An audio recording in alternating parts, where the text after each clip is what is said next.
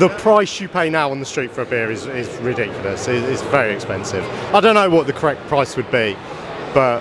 Do you want to have a go at a ballpark? A ballpark, right. Well, I was disappointed when it hit a £5 a pint. When I started drinking, I could get a beer for £1.50. So a tenner, I guess a £5 seems a reasonable amount for a pint of beer. To be honest, I don't know how you guys survive in London. I'm going to be really real. It's ridiculous. Expensive. For us, Sydney, we're like cost of living crisis. You come to London, you're like, we don't know shit. So people drink less beer in Brazil and Chicago? I am going to guess so. We drink a lot, but I don't think as much as here. No, I do realise the strain of how much more dearer pints are now, and like, especially somewhere in the middle of London like we are, it's astronomical, really. So what would your message be to Keir Starmer then? What price do you want your beer to be?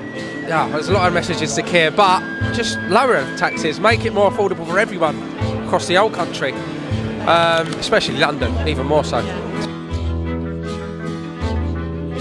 When Rachel Reeves unveiled her budget in October, she promised to take a penny off everybody's pints.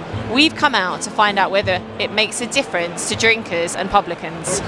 Yeah. So where's your pub? It's in Suffolk. In Suffolk. Okay. Suffolk, yeah. And what is it gonna? So you're a publican. Is it gonna make a difference the 1p tax cut? Absolutely none whatsoever. We put our prices up 1st of December because our electricity prices have gone up, our rates have gone up. And then the 1st of April, when minimum wage and NI goes up, we'll have to go up even further. A penny is just, it was an insult. It was a total insult, yeah. So, I mean, if you had a message for the government, what would it be? Jeez. Resign. What's a penny in today's climate? Nothing, but I know they put it up in the last few years, didn't they? A couple of times, and they've taken it down by only a penny. They should take it down a fair bit more, I reckon, because it's going to get to a stage where it's just not affordable to go out for a few beers, you know, and it's even getting towards that now, especially in somewhere like London, where we are now. Have you heard of the 1p tax cut for beer that's coming in February? I have, yes. And what do you think about it? Do you care, or do you think it's going to make a difference to the pub industry or the price of your pint? Not really, I don't think so. Not really when you're paying £8 a pint around here, so a penny off. But maybe it helped the pubs in other areas, I don't know, but not in London so much. They have no idea what running a business is about. Absolutely none. And I've run quite a big business, sold it up. I've now got a pub he drinks in, which is it's a pub, hotel, restaurant place in Suffolk. It's called the Oaksmere, and which was a retirement project. It was all supposed to be fun, and it was doing okay. But they've just everything we made last year, the budget has wiped it out completely. The whole lot's gone. And do you think that's the same for all of your friends that work in pubs as well? Yeah. Okay, for me, it's something I'll always keep going. But for people, and it's not my main source of income, but for people relying on income, you're going to see so many pubs shut down. Maybe not around here, you know, because it's a different microeconomy. But you move out of London, so many little country village pubs are going to close. So where do you come from? Sydney, Australia. And how do you compare the beer culture and the pub scene there and here? Well, this is a good one. It's actually quite similar. I feel like we all love a good pint, especially on a Friday night.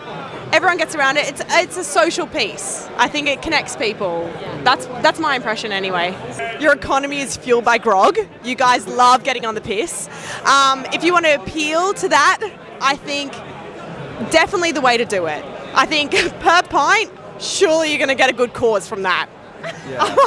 I mean, do you think it should go further? Do you think they should be offering more than 1p? I think if you can give some support to the businesses around here, especially after COVID, they would have taken a bit of a belting, and they're just trying to catch up. You know, we'll probably incurred a lot of debt. So you know what? If the pubs get a bit of a hand, I'm not against it. That's my opinion on it. Would you like to see it get passed on to the consumer? Oh, I would love that. I mean, clearly everyone around here is struggling. Like, no one can afford a drink. But, I mean, it would just make drinking easier. Like, I think it would be good if it was passed on to the consumer as well. And if you had to blame it on one specific policy that they've introduced, what would it be? Well, it's a combination of the two. It's the increase in minimum wage and the increase in national insurance. You know, 17-year-olds in the last 2 years have had a 40% pay rise for no increase in productivity. Why does it? You know, It's lovely that they get extra money, but why do they have they got a cost of living crisis? They live with their parents. Why do they need the extra money? Are their electricity bills going through the roof? Their Tesco shopping bill going through the roof? Of course it's not.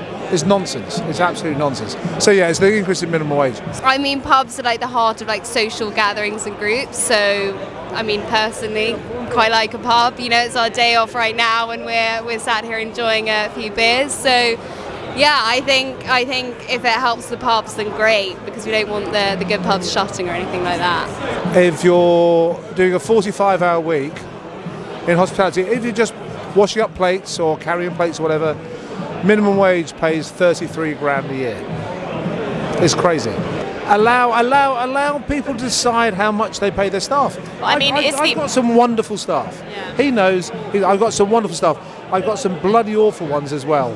I mean, and the problem is, you have to pay so much to the bloody awful ones. You know, I'd rather decide how much I pay my staff rather than saying there is a minimum wage you have to pay all of them. What if it's a really low starting level, if there wasn't a minimum wage? And some people do get exploited regardless. Who gets exploited in this country? Really, I mean, who gets exploited? well, I mean, some people, obviously, illegally, some people are exploited. But I'm saying, the point then is but the point I'm making is that there are people out there that will exploit if they can get away with it, and I think that's what Labour. But you don't legislate for those people, do you? Because there's one or two people like that. Most employers are good. I've employed people all my life. I've had my own company for donkey's years in various different industries, and I pay people what they deserve and more. And because there's one or two people out there who don't do that, you can't cane everybody for the few who don't do that. Rachel Reeves is cutting 1p from every pint sold from February. Do you care? Like, what do you think about that? I think it's a great idea. Like, taking off like 1 penny for other purposes, I think it's a great idea. Do you think it will make enough of a difference? I think so. There are millions of pints that's sold in the UK. It will make a difference. I can't see it's going to make a huge difference, to be honest. I think it's dropping the ocean. Why? Well, with the inflation rate alone, and just generally the cost of doing business these days, I think a 1p change is almost an insult. To the consumer, a penny on a pint, when you're paying a tenner for a beer, it's not going to make a difference. But I guess collectively, if there's enough pints, then it makes a difference to them. What's your favourite beer? Oh, I like Beavertown Gamma Ray. I think they probably need to think a little bit more about hospitality as a whole post-COVID and how the impact of pubs and bars, there's a lot closing down, struggling to get people to come in. So, I mean, it's a start. Maybe there's a chance in the future for maybe something a little bit different, but I think 1p is not a massive change, is it? I think pub culture and brewing culture is an integral part of how, like, British identity. I think so. I'm a massive football fan as well. So one of my favourite things to do is go to the pub and watch a football game. And I think it's this idea that these independent, like, it's really rare to find an independent pub in the City of London, for example. And this 1p beer tax, it's going to affect the independent pubs that have been run by families for generations. It might not bother like the Youngs or the Green Kings of the world, but it's going to, affect the pubs that are essentially part of a community. Do you think the cost of beer is ruining our country's pub culture? I don't know if it's necessarily the price alone. I think there's a lot of things, but yeah, I mean, if you need to take a mortgage out to go and have a couple of beers with your mates, then I guess that's going to impact your plans. Any money off beer is like great. And what beer are you drinking now? So I think it's a Spanish number. I literally don't know my beers at all, but all I know is that it's a lager and it's going down very well. And do you often drink lager, or do you normally drink wine or spirits? Normally lager, and then later on in the evening probably move on to some vodka.